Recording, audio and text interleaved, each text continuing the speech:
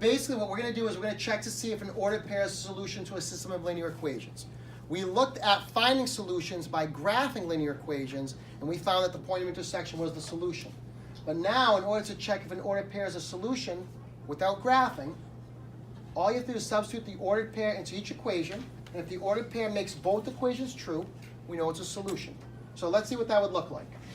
The question is -1, a solution of the system y equals 4x plus 3 and y equals -x minus 2? When we're looking at an ordered pair, we know that this is my x and this is my y. Taking those coordinates, we're going to basically substitute our x where we see x and our y where we see y. We're going to do that for both equations. So what I do is I rewrite this. Whenever I see a variable, I use parentheses. In order to substitute, again, in this case, they're both the same. But we got to be sure that we don't mix them up, all right? -1 goes right here, and -1 happens to go here as well. 4 times -1 is -4 plus 3. I want to see if that equals -1. When I add -4 plus 3, I get -1. -1 is equal to -1. So yes, it works here. But just because it works in one doesn't necessarily mean it's going to work in the other one. So I do have to check both equations.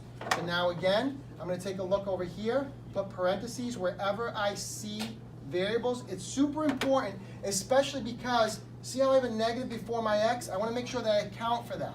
So again, I'm going to take the value of x, which is -1, substitute that in where my x goes. Sometimes I even write little x's and y's to make sure that I don't automatically transfer these in here.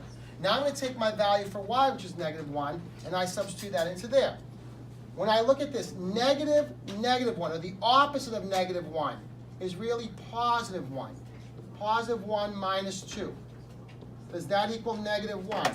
Well, I know by my integer rules, if I add the opposite here, okay, 1 plus a -2 is a -1. -1 equals -1. So it works in both situations.